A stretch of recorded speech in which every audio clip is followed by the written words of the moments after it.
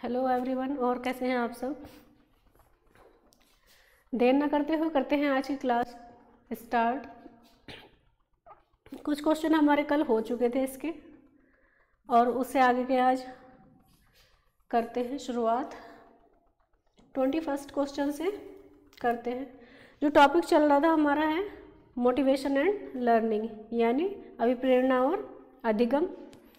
इसके महत्वपूर्ण क्वेश्चन हैं, कुछ कल किए थे, कुछ आज करेंगे, ठीक है। गला भी खराब है मेरा। क्वेश्चन है, छात्रों को अधिगम के प्रति आकर्षित करने के लिए अभिप्रेरणा महत्वपूर्ण भूमिका निभाती है। इसे बढ़ाने के लिए शिक्षक को क्या करना चाहिए, बताइएगा। ऑप्शन दिए हैं, राइट आंसर करिएगा। छात्रों को अधिगम के प्रति आकर्षित करने के लिए अभिप्रेरणा महत्वपूर्ण भूमिका निभाती है, सही बात है। इसे बढ़ाने के लिए शिक्षकों को क्या करना चाहिए? छात्रों के मध्य प्रतिस्पर्धात्मक वातावरण उत्पन्न करना चाहिए, बताइएगा। सही बात है, तभी और ज़्यादा मोटिवेशन आएगा और लर्निंग बेहतर तरीके से होगी। अच्छे विद्यार्थियों को पुरस्कृत करना चाहिए, सही है ये भी। पढ़ाए जाने वाले विषय की उपयोगिता हो, सही बात है। जो जिस विषय को हम पढ़ा रहे हैं उसमें रुचि लेना एक विद्यार्थी को अति आवश्यक है, तभी वो ज्ञान पूरी तरह से समझ पाएगा, ठीक है। तो ये सभी आ जाएंगे इसमें, तो फोर्थ ऑप्शन इसका करेक्ट होगा। Fourth is the right answer, fourth correct कर लीजिए। नेक्स्ट क्वेश्चन पर चलते हैं।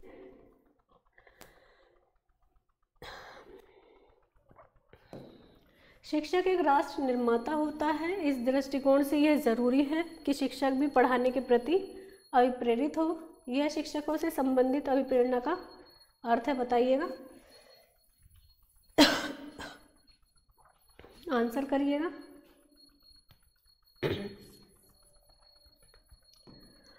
और ऊपर कर लेते हैं इसको, दिखाई नहीं दे रहा होगा ठीक से।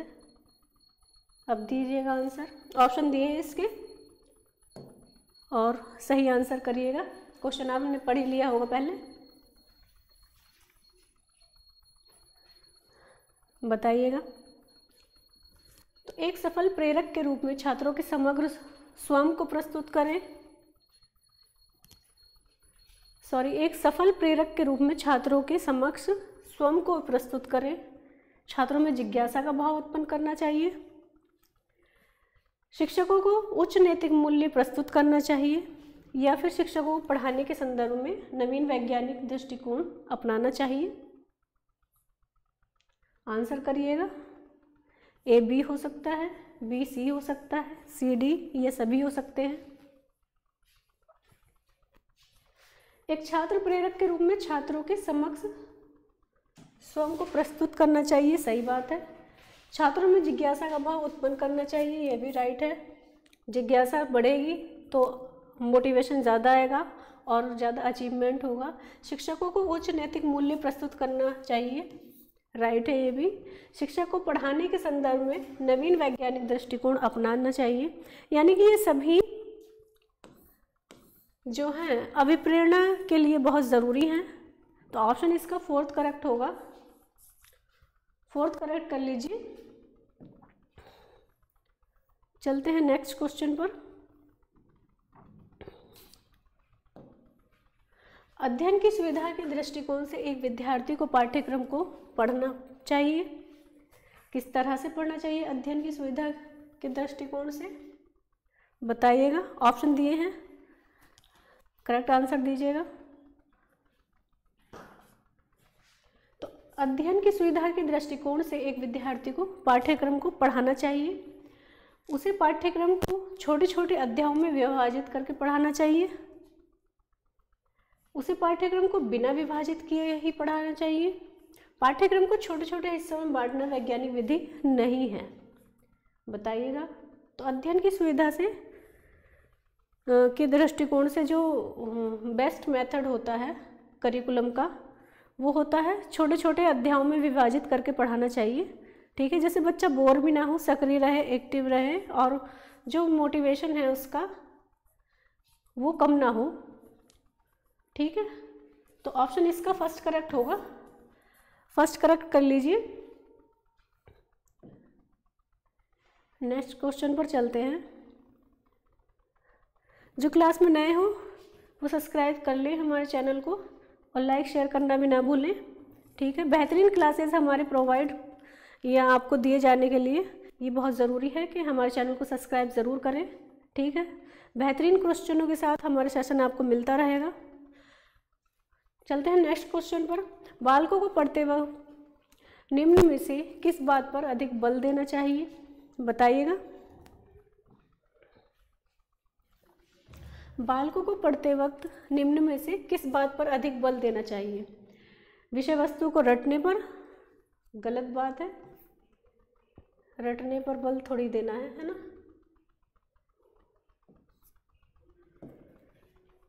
ध्यान लगाकर पढ़ने पर, बातचीत करने हेतु पढ़ने पर, या उपरोक्त में से कोई नहीं। तो पूछा है बालकों को पढ़ते वक्त निम्न में से किस बात पर अधिक बल देना है। रटने का तो सवाल ही नहीं है, रटेंगे तो बच्चे समझेंगे नहीं और याद भी नहीं कर पाएंगे। एक दो वर्ड रट ही सकते हैं लेकिन वो स्थायी ज्ञान नहीं होता है। बातचीत करने हेतु पढ़ने पर, गलत बात है ये भी, उपरोक्त में से कोई नहीं, ऑप्शन कट गया ये भी। ध्यान लगाकर पढ़ने पर बल देना चाहिए बच्चों को। ठीक है, तो ऑप्शन इसका सेकंड करेक्ट होगा। चलते हैं नेक्स्ट क्वेश्चन पर।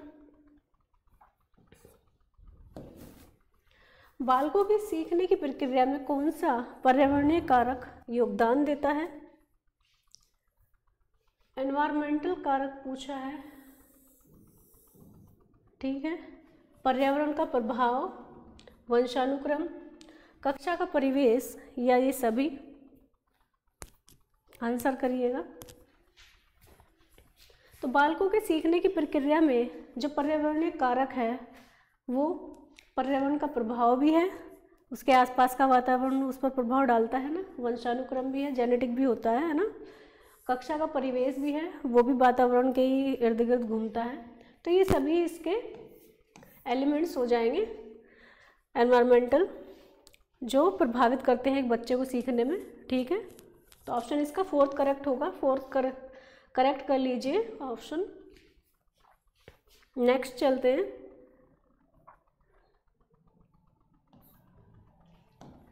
अधिगम की प्रक्रिया में निम्न में से कौन सा व्यक्तिगत कारक योगदान देता है? व्यक्तिगत कारक पूछा है, बताइएगा, आंसर कीजिएगा। तो अधिगम की प्रक्रिया में निम्न में से जो व्यक्तिगत कारक है योगदान देगा। बालकों को सीखने की रुचि, शारीरिक व मानसिक दशाएं, बुद्धि या ये सभी? बालकों के सीखने की रुचि, सही बात है, जितनी रुचि होगी उतना ही बच्चा अचीव करेगा, ज्ञान को जल्दी समझ पाएगा। शारीरिक व मानसिक दशाएं, सही बात है, शारीरिक तौर पर बच्चा स्वस्थ होगा, मानसिक रूप से भी स्वस्थ होगा तो बच्चा जल्दी सीखेगा। बुद्धि, सही बात है, बुद्धि जिसकी IQ लेवल जितना बड़ा होगा वो उतनी जल्दी उस ज्ञान को अचीव करेगा। तो ये सभी इसमें आ जाएंगे व्यक्तिगत कारक जो अधिगम की प्रक्रिया यानी लर्निंग में बहुत ही इम्पोर्टेंट रोल निभाते हैं। तो ऑप्शन इसका फोर्थ करेक्ट होगा। नेक्स्ट क्वेश्चन पर चलते हैं। निम्नलिखित में से कौन एक सोचने की प्रक्रिया का अभिन्न अंग है, बताइएगा। सोचने की प्रक्रिया का पूछा है, ऑप्शन दिए हैं, राइट आंसर करिएगा। बुद्धि है, रुचि है, अनुकरण या अनुशासन? तो सोचने की प्रक्रिया कहाँ से होती है? IQ से होती है, जिसकी बुद्धि जैसी है वो वैसे ही सोचता है ना। तो ऑप्शन इसका फर्स्ट करेक्ट हो जाएगा, इंटेलिजेंस। नेक्स्ट चलते हैं।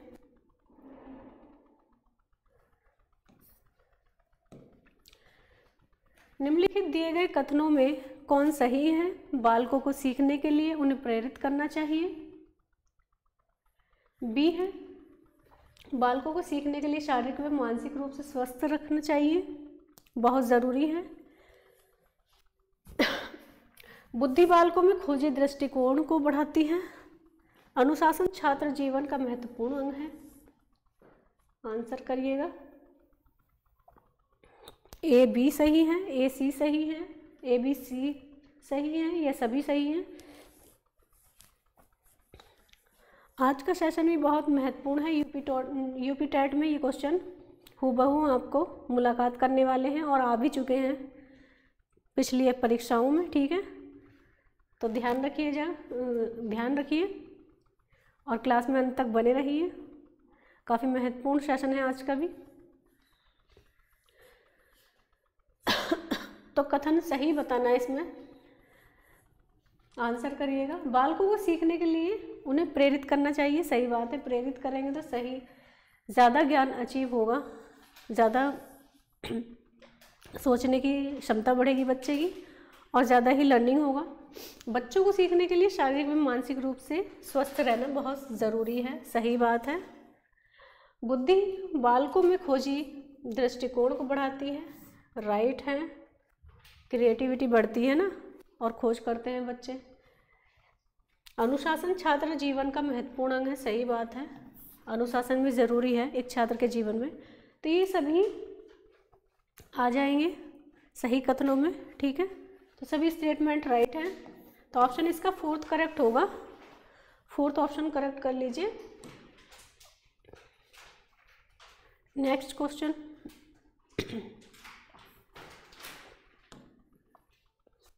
पूछा है अधिगम की प्रक्रिया में कौन सा पर्यावरणीय कारक इस बात पर बल देता है यदि समाज विकसित व शिक्षित होगा तो उस समाज के बच्चे भी पढ़ाई के प्रति सजग होंगे तथा सीखने के प्रति जिज्ञासु बने रहेंगे।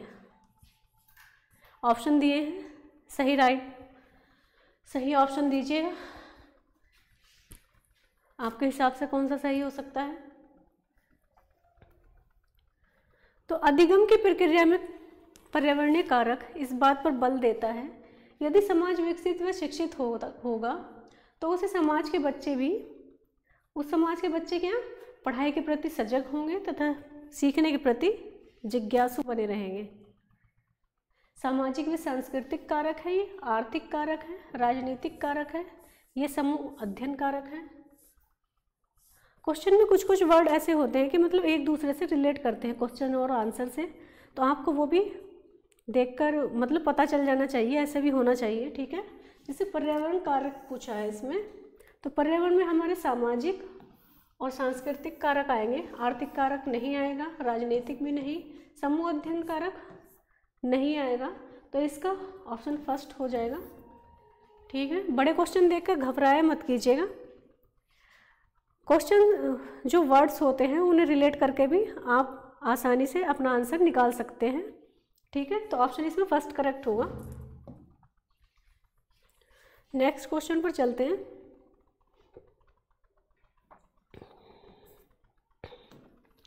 अध्यापकों को शिक्षण के दौरान शिक्षार्थियों को इस बात के लिए प्रेरित करना चाहिए, पर्यावरण का अभ्यास करते रहना चाहिए ताकि पाठ लंबे समय तक याद रहे।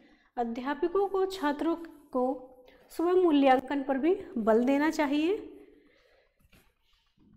उक्त कथन किस पर्यावरणीय कार्य की ओर संकेत करता है, बताइएगा। ऑप्शन दिए हैं, राइट आंसर करिएगा।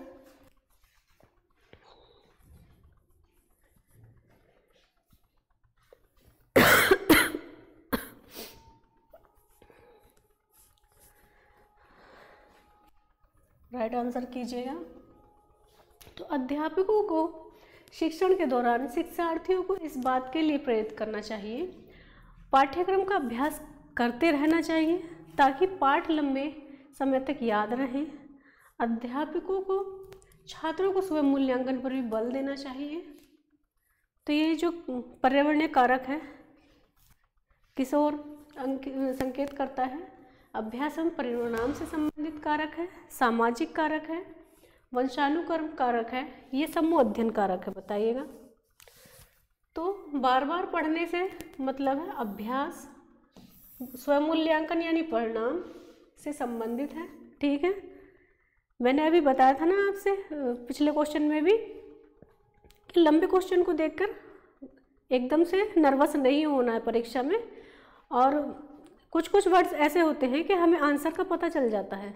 ठीक है, तो ये ऐसे ही क्वेश्चन है, तो ऑप्शन इसका फर्स्ट करेक्ट हो जाएगा। जब आप ये रिलेट करना सीख जाएंगे ना ये एक दूसरे से क्वेश्चन को आंसर से, तो आपको फिर प्रॉब्लम नहीं होगी लंबे क्वेश्चन में भी। सीटेट की यही तो विशेषता है कि वो लंबे लंबे क्वेश्चन देख के जो कैंडिडेट्स हैं उनको नर्वस कर देता है, वही उसका काम होता है। सो ये क्वेश्चन ऐसे ही सॉल्व हो जाते हैं। तो ऑप्शन फर्स्ट करेक्ट होगा इसका। नेक्स्ट क्वेश्चन पर चलते हैं। कौन सा क्वेश्चन पढ़ लीजिए और आंसर कीजिएगा। मेरा गला आज काफ़ी ख़राब है, तबीयत भी ख़राब ही है, लेकिन बस क्लास कर रही हूँ आपके लिए ताकि आपकी तैयारी चलती रहे। ठीक है, पढ़ लीजिए और आंसर कीजिए कौन सा ऑप्शन सही हो सकता है।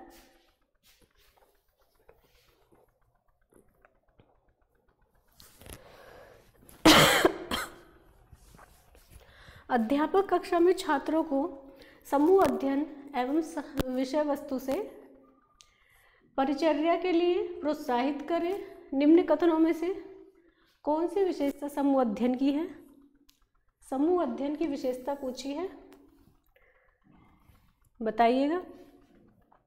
यह संवेदनशील छात्रों का समूह होता है, बताइएगा। संवेदनशील तो होते ही हैं, आंसर करिएगा। तो अध्यापक कक्षा में छात्रों को समूह अध्ययन एवं विषय वस्तु से संबंधित परिचर्या के लिए प्रोत्साहित करें। निम्न कथनों में से समूह अध्ययन की विशेषता पूछी है, तो ये संवेदनशील छात्रों का समूह होता है, सही बात है। ये अपने लक्ष्य के प्रति समर्पित होते हैं, राइट है। अगर बात करें विषय वस्तु की, तो ये परिचर्या के माध्यम से इससे संबंधित समस्या का समाधान हो जाता है, सही बात है ये भी। तो ये सभी आ जाएंगे इसमें, तो फोर्थ ऑप्शन इसका करेक्ट होगा। Fourth is the right answer, fourth correct कर लीजिए। चलते हैं नेक्स्ट क्वेश्चन पर। एक अध्यापक विद्यालय में खेल प्रतियोगिता, निबंध प्रतियोगिता तथा सामान्य ज्ञान पूछताछ प्रतियोगिता का आयोजन करता है। इसके पीछे अध्यापक का क्या एम है, बताइएगा। ऑप्शन दिए हैं, राइट आंसर दीजिए। छात्रों के बीच प्रतिस्पर्धात्मक वातावरण का निर्माण करना, सही बात है। उससे बच्चे सक्रिय रहेंगे, एक्टिव रहेंगे और क्लास में जो क्वेश्चन आंसरिंग करते हैं उनका मतलब वही होता है कि एक्टिव बनाए रखना बच्चों को। ठीक है, छात्र पढ़ाई के प्रति सजग हों, ये भी सही बात है। छात्रों की अभिरुचि को पहचानना, अभिरुचि के अनुसार ही छात्रों को चलाना है, तभी छात्र सक्रिय होंगे, एक्टिव होंगे। तो ये सभी आ जाएंगे इसमें, ठीक है। फोर्थ ऑप्शन करेक्ट होगा। चलते हैं नेक्स्ट क्वेश्चन पर।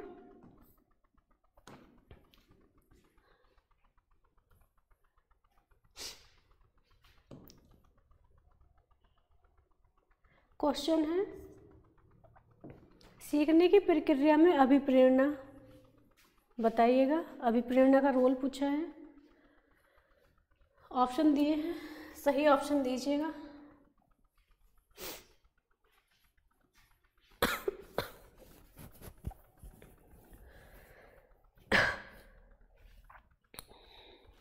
तो सीखने की प्रक्रिया में अभिप्रेरणा शिक्षार्थियों की स्मरण शक्ति को पैना बनाती है,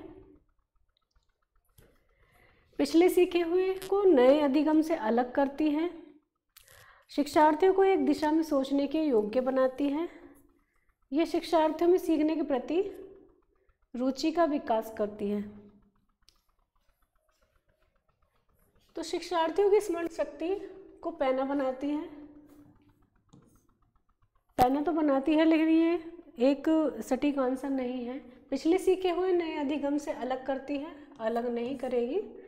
पिछले सीखे हुए ज्ञान को जोड़कर ही आगे बढ़ता है छात्र। शिक्षार्थियों को एक दिशा में सोचने के योग्य बनाती है, एक दिशा में नहीं सोचेगा छात्र, ठीक है। शिक्षार्थियों में सीखने के प्रति रुचि का विकास करती है अभिप्रेरणा। तो मोटिवेशन का यही मतलब है कि शिक्षार्थी को लर्निंग के लिए डेवलप करेगी, जिससे कि वो अपना एम अचीव कर सके। तो ऑप्शन इसका फोर्थ करेक्ट हो जाएगा, fourth is the right answer.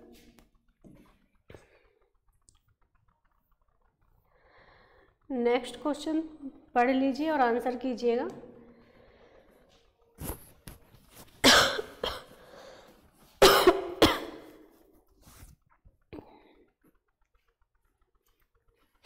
Answer करिए।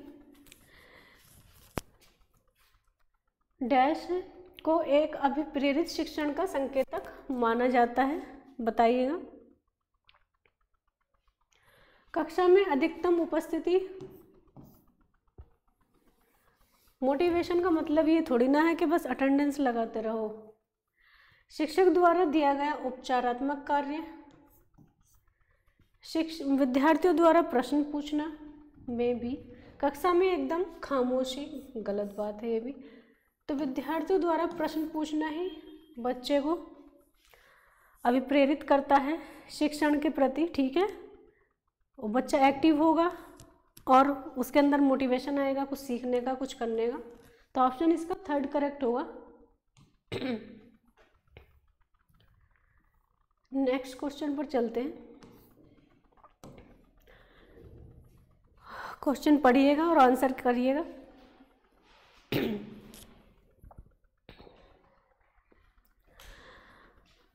पूछा है निम्न में से कौन सा सीखने के लिए अधिकतम रूप से अभिप्रेरित करता है?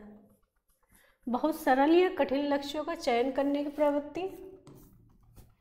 कठिन या सरल की बात नहीं होती है, जो लक्ष्य एक बच्चा बना लेता है, जो छात्र, वही उसके लिए एक एम हो जाता है, ठीक है। लक्ष्यों को प्राप्त करने में व्यक्तिगत संतुष्टि में भी बाह्य कारक, बाह्य नहीं आंतरिक कारक होता है मोटिवेशन के लिए। असफलता से बचने के लिए अभिप्रेरण, गलत बात है। असफलता तो सोचेगा ही नहीं जो बच्चा, मतलब मोटिवेट होगा, ठीक है। तो लक्ष्यों को प्राप्त करने में व्यक्तिगत संतुष्टि होगा इसका आंसर।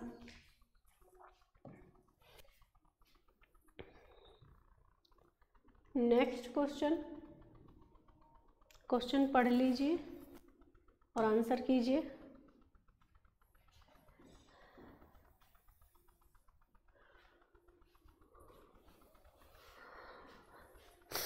बहुत ही बड़ा क्वेश्चन आ गया है। क्वेश्चन पढ़िए, आंसर कीजिएगा। कौन सा राइट ऑप्शन हो सकता है इसका? राजेश एक लड़का है, अति लोलुप पाठक है, यानी सक्रिय कह सकते हैं। वह अपने कोर्स की पुस्तकें पढ़ने के अतिरिक्त प्राय पुस्तकालय जाता है और भिन्न प्रकरणों पर पुस्तकें पढ़ता है। इतना ही नहीं, राजेश भोजन अवकाश में अपनी परियोजना का कार्य करता है। उसे परीक्षाओं के लिए पढ़ने के लिए अपने शिक्षकों अथवा अभिभावकों द्वारा किसी भी कहने की ज़रूरत नहीं है और वह वास्तव में सीखने का आनंद लेता नजर आता है। उसके रूप में सर्वाधिक बेहतर जो वर्णित किया जा सकता है, बताइएगा क्या वर्णित किया जा सकता है? ऑप्शन ऊपर कर लेते हैं, आपको दिखाई नहीं दे रहा होगा, आंसर कीजिएगा। तो वो आंतरिक रूप से अभिप्रेरित है, तथ्य आधारित शिक्षार्थी है, शिक्षक अभिप्रेरित शिक्षार्थी है, या मापन आधारित शिक्षार्थी है। तो मोटिवेशन कहाँ से आता है? पहले ही मैंने आपको बताया था कि मोटिवेशन जो होता है वो आंतरिक होता है, ठीक है, इंटरनल होता है। तो ऑप्शन इसका फर्स्ट करेक्ट होगा कि वो आंतरिक रूप से अभिप्रेरित शिक्षार्थी हैं। ठीक है, तो ऑप्शन इसका फर्स्ट करेक्ट कर लीजिए। नेक्स्ट क्वेश्चन देखिएगा और आंसर कीजिएगा, पढ़ लीजिए और आंसर कीजिए।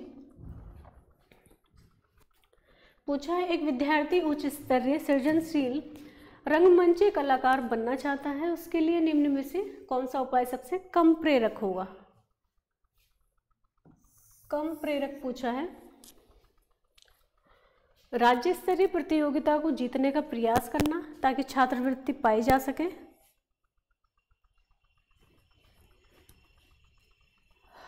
कम पूछा है अपने रंगमंच कलाकार साथियों के साथ समानुभूतिपूर्ण स्नेही तथा सहयोगी संबंध विकसित करना, पॉजिटिव बात है। उन रंगमंची कौशलों को अधिक समय देना जिनसे वह प्रफुल्लित होता है, राइट है ये भी। अगर बात करें संसार के श्रेष्ठ रंगमंचीय कलाकारों को निष्पत्ति से संबद्ध साहित्य पढ़ने के लिए तथा उससे सीखने का प्रयास करने के लिए कहना, राइट है। और इसमें पूछा है कि कम प्रेरक, तो कम प्रेरक हमारा यही होगा कि राज्य स्तरीय प्रतियोगिताओं को जीतने का प्रयास करना ताकि छात्रवृत्ति पाई जा सके, तो यही हमारा कम प्रेरक हो रहा है। प्रेरक है लेकिन इतना नहीं जितने कि बाकी हमारे तीनों ऑप्शन हैं, तो ऑप्शन इसका फर्स्ट राइट हो जाएगा। ठीक है, चलते हैं नेक्स्ट क्वेश्चन पर। एक आंतरिक बल जो प्रोत्साहित करता है और व्यवहार परख प्रतिक्रिया के लिए बाध्य करता है एवं उस प्रतिक्रिया को विशिष्ट दिशा उपलब्ध कराता है, बताइएगा। तो वेरी इजी क्वेश्चन है, ये होता है अभिप्रेरणा यानी मोटिवेशन। सॉरी, नेक्स्ट क्वेश्चन, निम्न में से कौन सी शब्दावली प्राय अभिप्रेरणा के साथ अंत्य बदलाव के साथ इस्तेमाल की जाती है? आंसर करिएगा। पुरस्कार, संवेग, आवश्यकता या उत्प्रेरणा। तो कौन सी शब्दावली अभिप्रेरणा के साथ अंत्य बदलाव के साथ यूज़ की जाती है? तो वो होती है नीड। आवश्यकता होगी किसी चीज़ की तभी तो मोटिवेशन आएगा ना। जो असली वाला मोटिवेशन आता है ना, वो आवश्यकता के अनुसार ही आता है कि हमें एक जॉब चाहिए, हमें ये भी चाहिए, ये वो भी चाहिए, मतलब अपनी जो जीवन की आवश्यकताओं की पूर्ति जो कर सकते हैं, जैसे जो फिजिकल नीड्स हैं या कुछ भी, तो वो हमारी नीड्स हो जाती हैं, उसी से हम मोटिवेट होते हैं और आगे बढ़ते हैं। तो ऑप्शन इसका थर्ड करेक्ट होगा।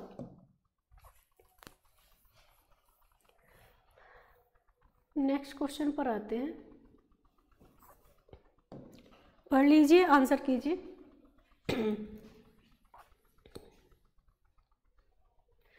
डैश है सामने। प्रेरणाएं अनुभूतियों के संतुष्टिकरण की अवस्थाओं तक पहुंचने और वैयक्तिक लक्ष्यों को प्राप्त करने की आवश्यकता को संबोधित करती है, बताइएगा। प्रभावी है, भावात्मक है, संरक्षण उन्मुखी है या सुरक्षा उन्मुखी है? तो प्रेरणाएं अनुभूतियों के संतुष्टिकरण की अवस्थाओं तक पहुंचने और वैयक्तिक लक्ष्यों को प्राप्त करने की आवश्यकता को संबोधित करती हैं, तो ये होती हैं भावात्मक। ऑप्शन सेकंड करेक्ट होगा इसका। अनुभूति जो होती है वो इमोशन से बनी हुई होती है ना, तो इसका इसी वजह से भावात्मक होगा।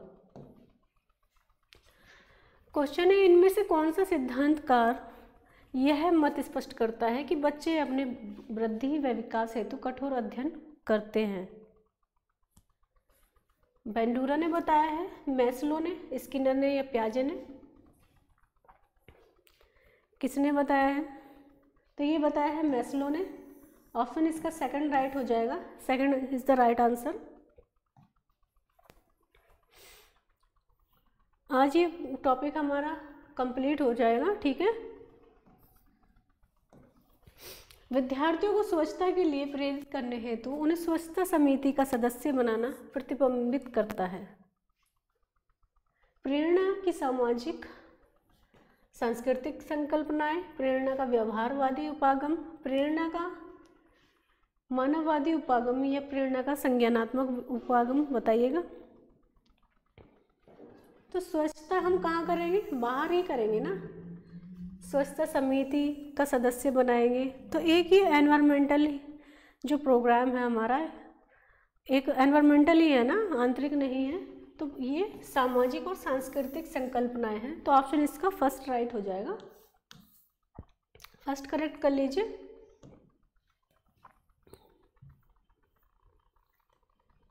पढ़ लीजिए क्वेश्चन, नेक्स्ट क्वेश्चन आंसर कीजिए।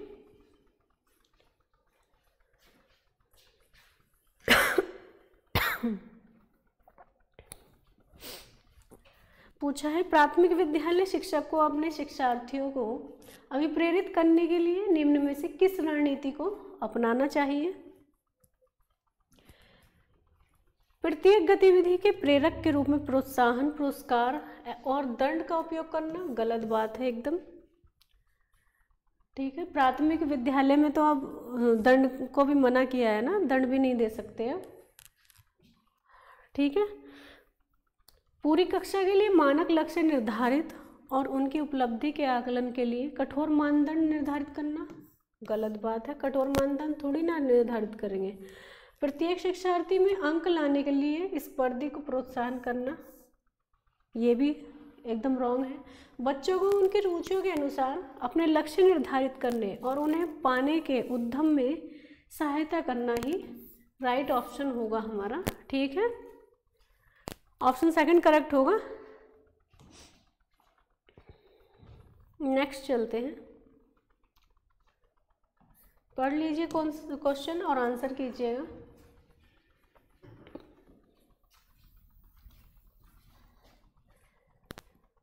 कोई शिक्षिका अपने विद्यार्थियों को क्या कहे कि उन्हें भीतरी प्रेरणा के साथ कार्य करने के लिए प्रोत्साहित कर सके। तुम उसके जैसे क्यों नहीं हो सकते, देखो उसने इसे एकदम ठीक कर दिया, गलत बात है। कंपेयर नहीं करना है, उससे बच्चे डिमोटिवेट होते हैं। ठीक है, काम जल्दी पूरा करो तो तुम्हें एक टॉफ़ी मिलेगी जैसे छोटे बच्चे को लुभा देते हैं ना, ये भी गलत बात है। इसे करने की कोशिश करो, तुम सीख जाओगे। भीतरी अभिप्रेरणा निकालनी है ना बच्चे के, भीतरी अभिप्रेरणा। चलो इसे उसके करने से पहले समाप्त कर लो, ये भी कोई सटीक आंसर नहीं है। इसे करने की कोशिश करो, तुम सीख जाओगे। ठीक है, यानी थर्ड ऑप्शन इसका करेक्ट हो जाएगा।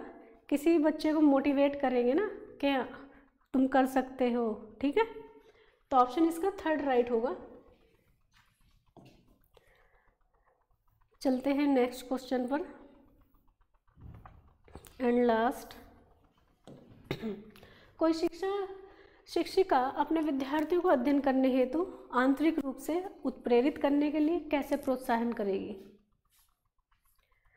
प्रयोगात्मक परीक्षण से, गलत बात है। प्रयोगात्मक परीक्षण से थोड़ी ना करेगी, है ना। व्यक्तिगत लक्ष्य निर्धारित करने और उन्हें निपुणता पाने में उन्हें मदद देकर, ये भी ज़्यादा सटीक नहीं है। साफ सफाई पढ़ने वाले इनाम देकर, जैसे टॉफ़ी। उनमें चिंता और डर पैदा करके, व्यक्तिगत लक्ष्य निर्धारित करने और उनमें निपुणता पाने में उन्हें मदद देकर। इसका प्रयोगात्मक परीक्षण से गलत बात है। साफ सफाई पढ़ने वाले इनाम देकर, जैसे टॉफ़ी, ये भी नहीं होगा इसका। उनमें चिंता और डर पैदा करके, ये भी नहीं होगा। प्रोत्साहित करेंगे किसी भी बच्चे को आंतरिक रूप से, तो व्यक्तिगत लक्ष्य निर्धारित करने और उनमें निपुणता पाने में मदद देकर उन्हें प्रोत्साहित किया जा सकता है। ठीक है, सेकंड ऑप्शन इसका करेक्ट हो जाएगा। सेकंड करेक्ट कर लीजिए। ठीक है, आज की क्लास हमारी यहीं तक थी। हमारे चैनल पर जो नए हो वो हमारे चैनल को लाइक, शेयर और सब्सक्राइब ज़रूर कर लें। ठीक है, और अपनी तैयारी को और बेहतर बनाने के लिए जुड़े रहिए अलारा एकेडमी पर, और बनाए रखिए अपनी तैयारी को, आगे बढ़ते रहिए, नई कोशिशें करते रहिए। मंजिल एक दिन ज़रूर मिलेगी। Thank you.